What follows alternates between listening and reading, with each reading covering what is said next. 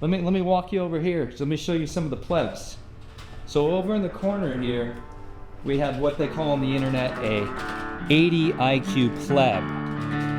Hey, 80 IQ. Whoa, what? If you're a Bitcoiner or a Bitcoin developer and you haven't been to PlebLab, then you're missing out.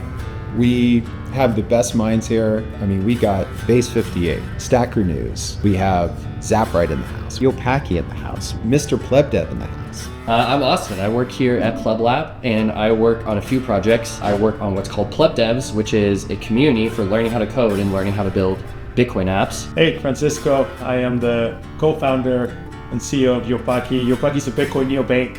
Hey guys, I'm Nick. I work out at PlebLab.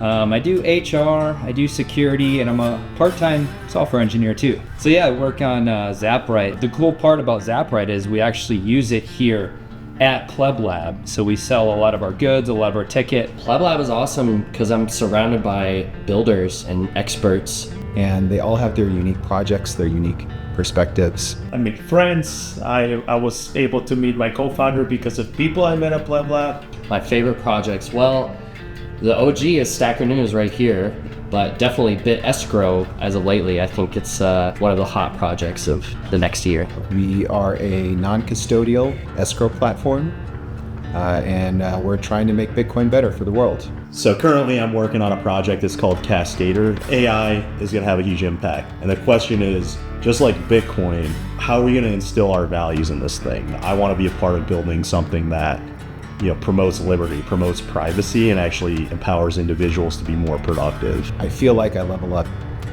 every day just being here. Like, why aren't you here already? Like, this is the place to be. Come to Austin. Come to PlebLab.